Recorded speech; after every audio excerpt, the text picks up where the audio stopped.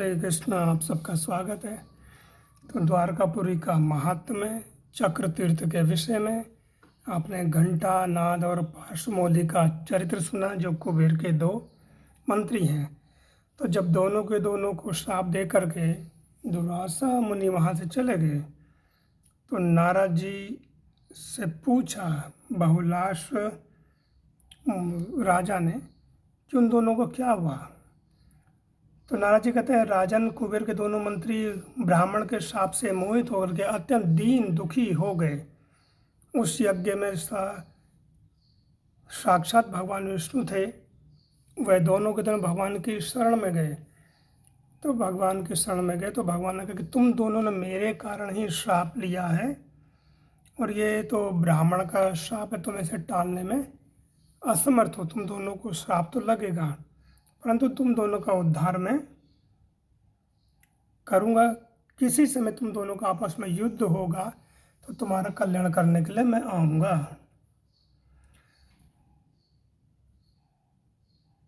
तो वो दोनों के दोनों सांप से, एक ग्राह और एक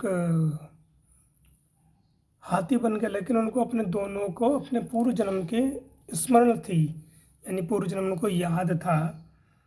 तो घंटा ना तो ग्राह हो गया, और गोमती नदी के अंदर वह सैकड़ों वर्ष तक रह रहा था। और पार्श्वमौली रैवतक पर्वत के जंगल में, जो रैवतक पर्वत है, यानी कि आनर्त राजा के पुत्र हुए रैवत। तो रैवत एक श्रीशैल नाम के पर्वत के पुत्र को उखाड़ करके लाए थे। एक पर्वत को उखाड़ के लाए तो वो रैवतक पर्वत के नाम से प्रसिद्ध हो गया। तो जो पार्श्वमौली था वो हाथी बन करके रैवतक पर्वतों के अंदर रहता था, वन में। एक समय बैसाख मास में वह गजराज पर्वतीय कंदराओं से निकल करके गोमती नदी के अंदर आया, और वहाँ पर अपने पति, जो उनकी पत्नियां हैं, उस हाथी की कई पत्नियां थी, अपने बच्चों के साथ वहाँ नहा रहा था उस जल के अंदर। तो वहीं पर फिर क्या हुआ कि जो घंटा नाद ग्राह बना था मगरमच्छ, उसने आकर के उसका पैर पकड़ लिया, और कई समय तक भयंकर युद्ध हुआ। भागवतम के 8वें स्कंद के दूसरे अध्याय में भी ये चरित्र आता है, गज और ग्राह का। तो उसमें गजेंद्र स्तुति करता, जब ग्राह ने गजेंद्र का पैर पकड़ लिया, कई समय तक युद्ध हुआ। तो जो गजेंद्र है, गज उसके सगे संबंधी उसे छोड़ करके चले गए। तो उसने देखा कि अब कोई मेरा सहायक नहीं, तो भगवान विष्णु को पुकारा। गोमती नदी के जल में कमल पुष्प खिले हुए थे, तो उनमें से एक कमल पुष्प को उसने तोड़ा, अपनी सूंड से ऊपर की तरफ भगवान को समर्पित किया। ओम नमो भगवते तस्मै चिदातकम पुरुषाय बीज परेशाय धीमहि। भागवतम के 8वें स्कंद का दूसरे अध्याय का दूसरा श्लोक है, जिसमें गजेंद्र वाच यानी गजेंद्र स्तुति है, गजेंद्र स्तुति करता है भगवान की। तो ऐसा कहा जाता है कि कोई अगर इसका श्रद्धा से, भाव से, हृदय से इसका पाठ करता, तो हर तरह की उसके जीवन में जो समस्याएं वो दूर होती हैं, और धन का भी उसके जीवन में आगमन होता है।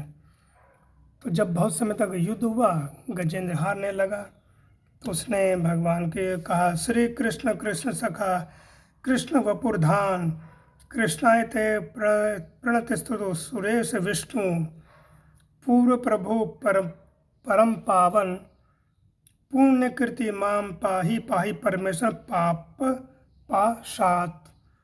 गर्ग पुराण 11वां अध्याय, द्वारका खंड,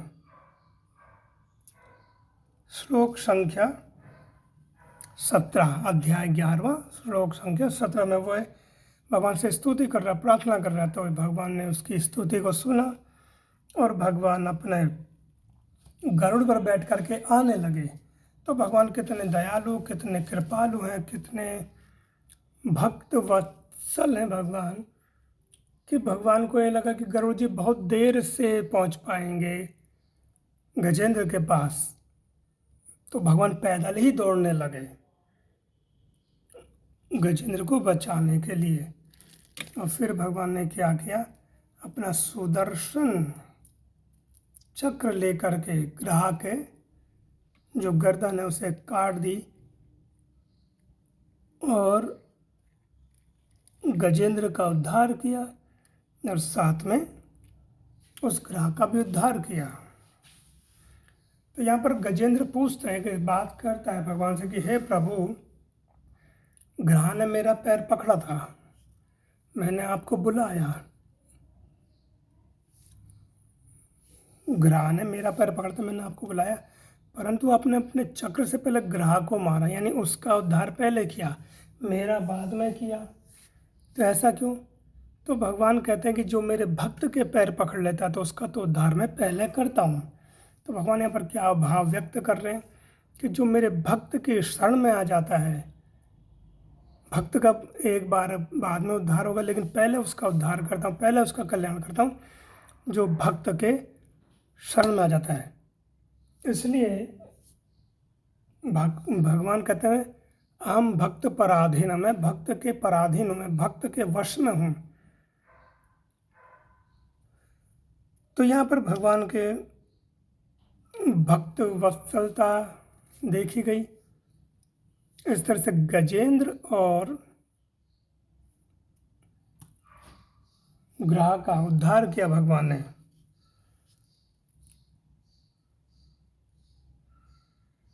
तो इस तरह से ये बताया गया है कि जो